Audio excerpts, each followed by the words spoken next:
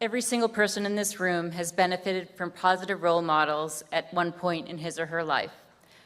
Our most important role models are most often not celebrities or superstar athletes, but rather the everyday people in our lives who go about their days unknowingly setting positive examples for us. Teachers, coaches, parents, partners, and friends. Perhaps they are people who you may one day aspire to become. Tonight, the class of 2025 has invited a member of the Eagle Hill School faculty to impart one final piece of wisdom, and this year's final lesson will be taught by English teacher and student advisor, Mr. Thomas Hopper.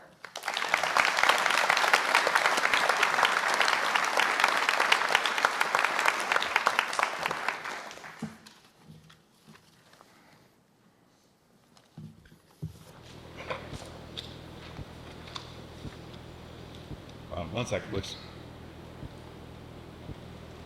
There we go. Okay.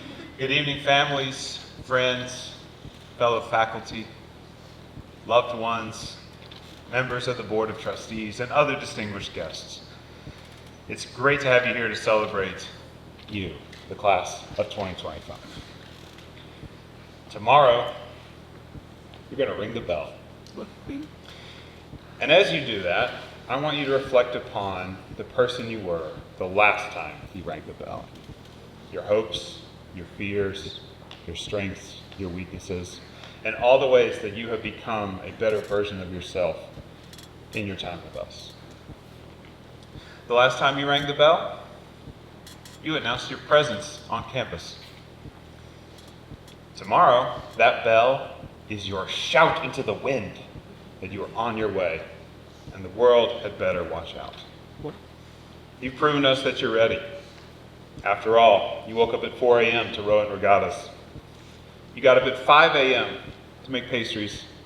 You hit the gym at 6 a.m. From 8:45 to 3:15. Why, thank you. They went to school, that's right. They went to school. You studied until 10 p.m., you rehearsed until 11 p.m., and the midnight hour often found you returning home from a trip. You sacrificed 8 consecutive Saturdays to wrestle. You killed, you spiked, you pancaked, and you six-packed in volleyball. You ran up the Gate 1 hill, also known as Killer Kelly at cross-country meets. You ran the Hot Chocolate 5K with girls' leadership. You ran the snack bar. You ran for student council. You depleted the art room of its supplies. You depleted Carmen's of her milkshakes. And you depleted my beard of its non-gray hairs. You should be proud of yourselves. But if you think for one moment that our time together was aimed at creating an awesome resume, you are mistaken. Instead, our time here was centered around creating an environment where you could be your genuine selves, where ideas could flow freely, and where we could all flourish. As you emerge into your adulthood in the coming years, I want you to know that there are 2 games in life. There's the short game, and there's the long game. Now, the short game has winners, it has losers, there's a clear right, there's a clear wrong, and you play by a set of rules that you didn't come up with yourself, right? Playing the short game is helpful. It helps us to perform under pressure, and competition always gets the blood flowing. On the other hand, we have the long game. There are no clear winners. There are no clear losers. There is very rarely a clear right or a clear wrong. You're not competing against other people. You're competing against yourself, because the goal of the long game is growth over time.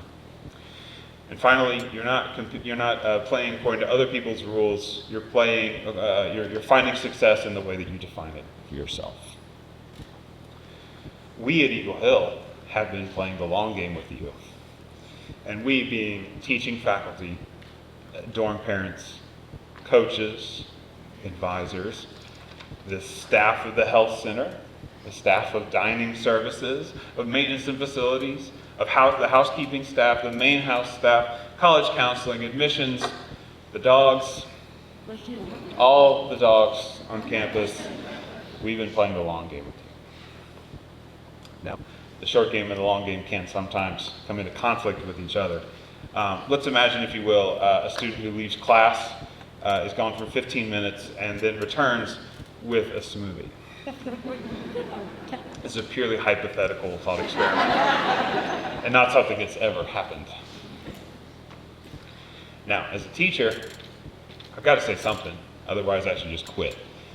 But I can have a short game conversation or a long game conversation.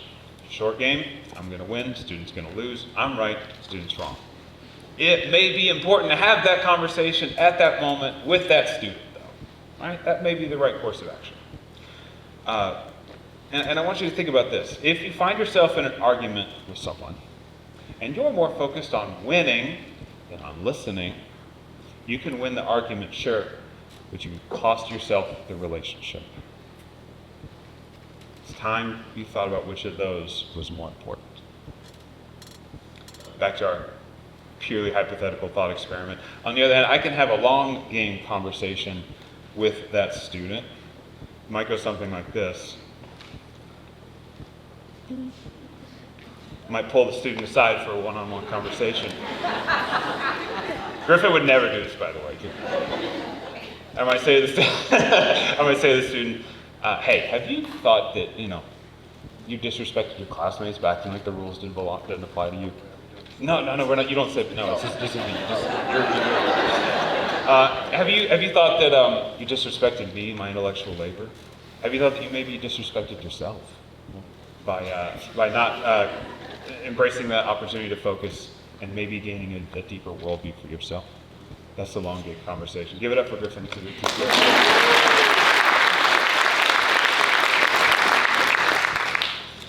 One of these conversations builds a relationship. The other stifles that opportunity. You can see this, right? My life is no stranger to the tension between the short game and the long game. When I graduated high school, I was playing the short game. My first grade in college was a 38 out of 100. It felt like getting punched in the stomach, but I deserved it. I had a quiz in Ancient Greek 101. It was just as hard as you think it is, and I was playing short game, so I told myself, I had Latin as a sophomore in high school. I know how classical languages work. Spoiler alert, I did not know how classical languages work. I got a 38 out of 100. But at the bottom of my quiz, my teacher wrote the following. She wrote, this is a beginning.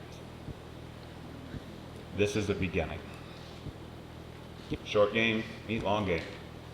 And it was game on.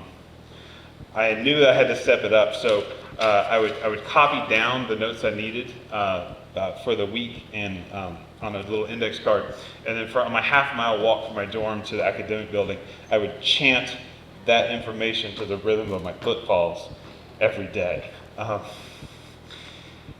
My goal was to double that 38 to And it was the 76? Yes, 76. Thank you from the crowd. I wanted to double that score. I was doing that by maybe the start of my junior year. But by the end of my senior year, I ended up writing an honors thesis on Homer's Odyssey. It's one of the things I'm most proud of doing in my life. From that dedication to the classics, with the support of our school leaders, I started the Classics Certificate here.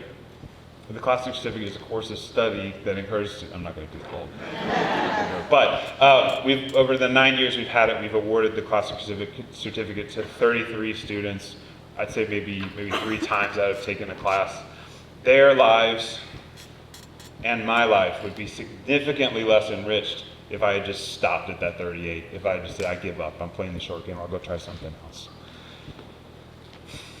In fact, just about every good thing in my life has come from that 38. I attended grad school. I met my wife. I started a fulfilling career. Got to edit a book on Shakespeare. And I had 3 children. Along the way, I've had people in my life who kept me in the long game. My parents, my mentors, my bosses, my faculty mentors, my wife, my friends, with whom I still enjoy a weekly game of Dungeons & Dragons, and you, my students. our students. Thank you for keeping us invested in the long game. Likewise, find people who have your best interests at heart, who are willing to keep your perspective long rather than short. Their opinions should matter to you more than anyone else's. Cling to them. When challenges arise, ask yourself if you're playing the short game or the long game. Opportunities will arise from one, and they diminish from the other. Tomorrow, after you ring the bell, you're going to have something that not a lot of people in life have. That's an Eagle Hill diploma. Tim. An Eagle Hill diploma tells the world that you're already playing the long game. And I know this because sitting on stage, we have athletes of the year. We have IB diploma candidates.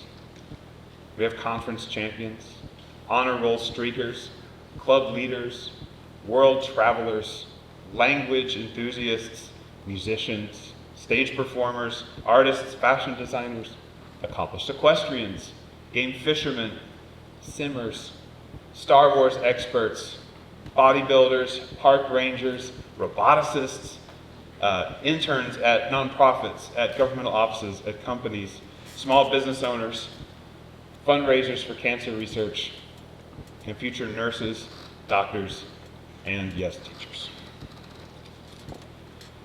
If in any way our labor has made your path smoother, if we have in any way complicated or broadened your worldview, then our effort will have been worth it. Eagle Hill will always be your home. We will always be your mentors. But we are what you grow beyond. Stand on our shoulders, look to the horizon, and lead us there. We need you. Thank you.